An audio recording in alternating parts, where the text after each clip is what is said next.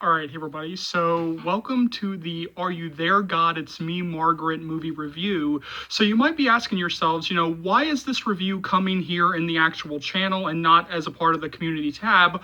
Well, that's because there are certain films that I will be making actual video reviews talking about, especially ones that I want to spread the word about and the ones that I actually do think that you guys would really actually enjoy, you guys would actually really love.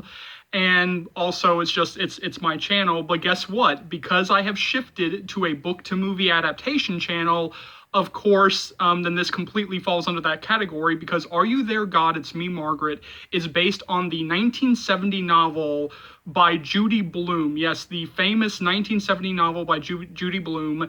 And of course, it stars Abby Ryder Fortson as Margaret, Rachel McAdams as her mom Barbara, Elle Graham as Nancy Wheeler, Benny Safdie as her father, Kathy Bates as her grandmother, and a whole bunch of other people. Of course, this film is written and directed by Kelly Fremon Craig, who also directed one of my favorite films, my favorite film of 2016, Edge of 17. And I thought that film is criminally underrated. It is criminally underseen.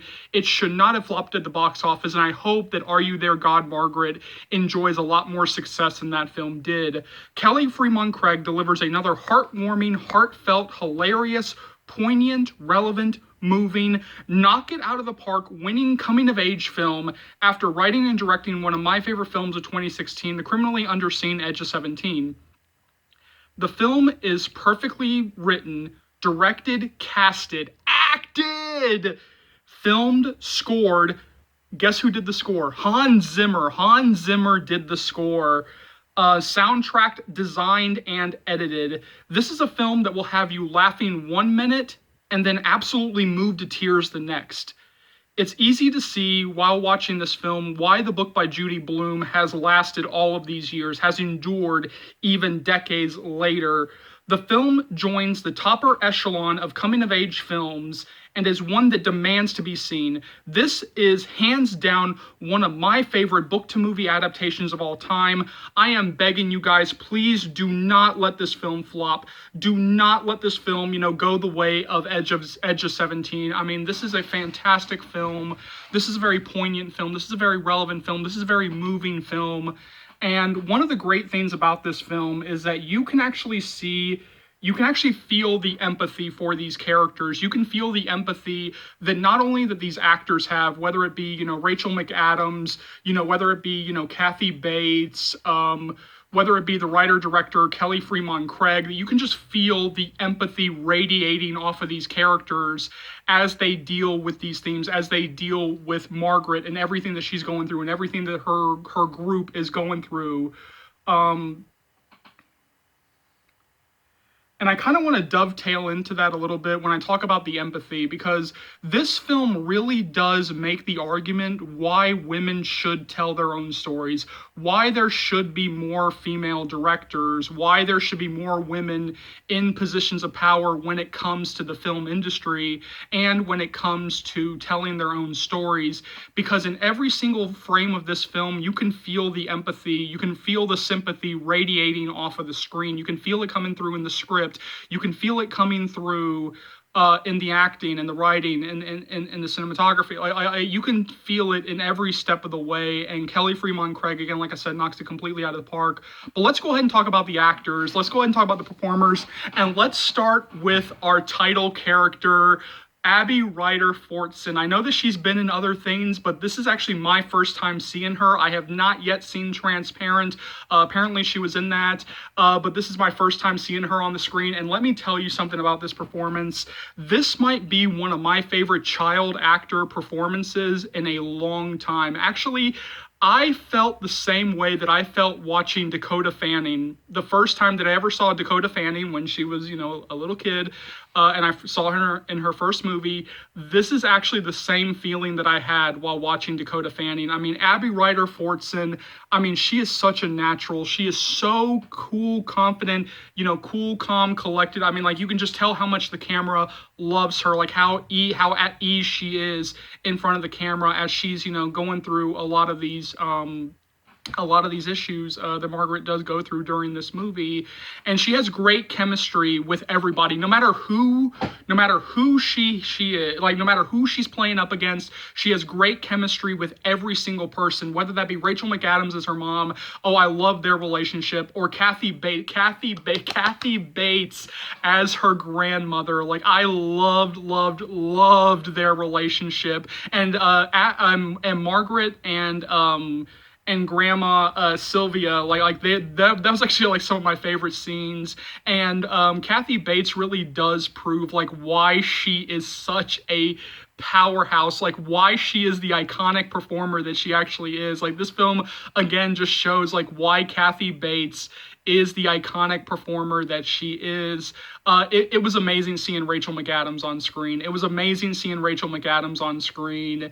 And I thought that Rachel McAdams was great. Benny Safdie plays the father. Benny Safdie plays the father, and if you might not recognize the name, you might recognize him as one half of the Safdie brothers duo. Yes, he is the actor when it comes to the duo, but they both direct.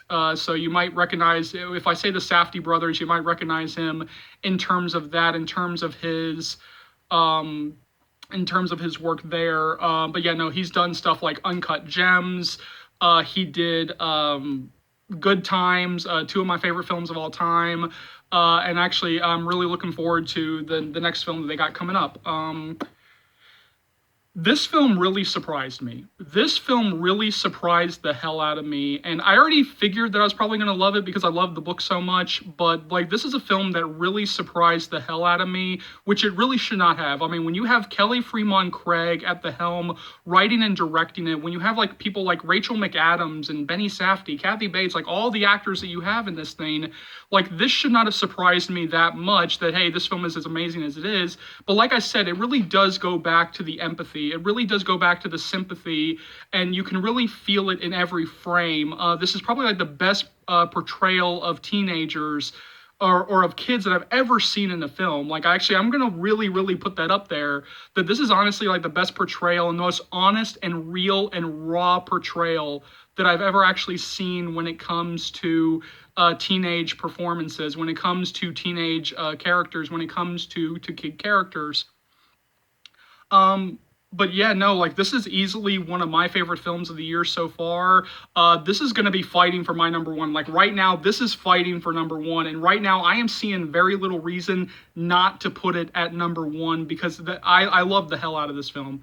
It moved at a really great pace. It's well shot, well edited, well acted, well directed, well written.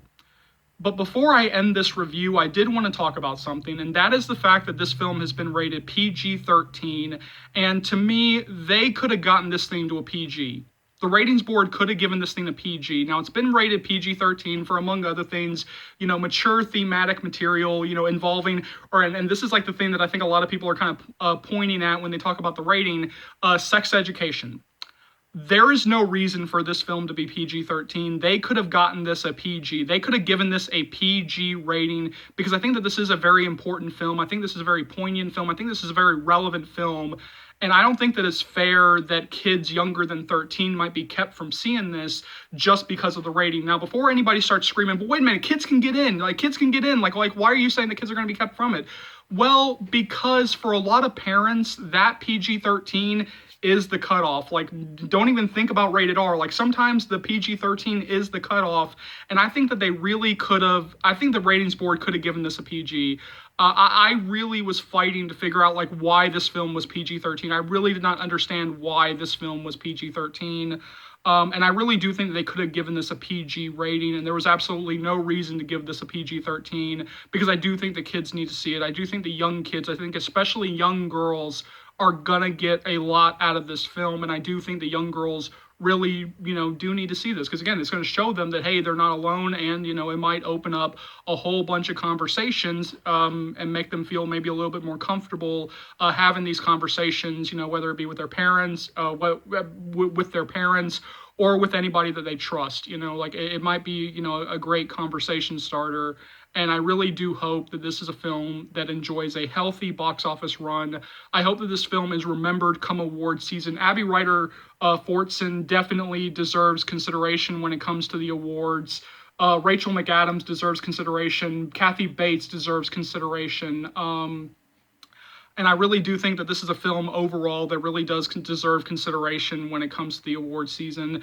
So yeah, no, like I said, this is hands down the best film I've seen all year. This is hands down one of the best films I've seen all year. So of course I'm gonna give this a rousing A++, 5 out of 5, 10 out of 10, the highest rating that I can give it. Because how, as I've said before, how can I not give this a 5 out of 5? How can I not give this a 10 out of 10? How can I not give this a definite see it? So jump down to the comment section below. Let me know what you think about all this. As always, thank you so much for watching. Thank you so much for your continued love and support. As always, remember, if you like what you see here and you want to see more, go ahead and hit that subscribe button, and let's go through all the stuff you'll be able to find on this channel right now. So I'll be bringing you guys constant updates on After Ever Happy, After Everything, all the After spinoffs. It ends with us, Hush Hush and the Mister. Once we start getting more and more information about those last two films, I will be adding those to the lineup of films I will be talking about here on the channel.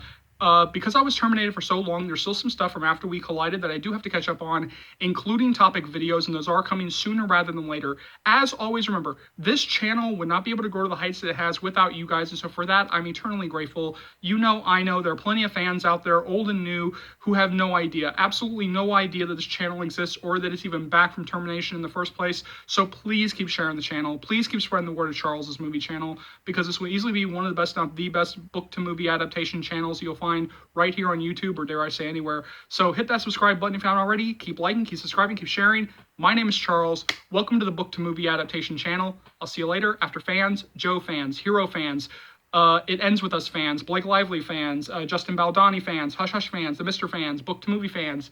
Take care, y'all. Love you.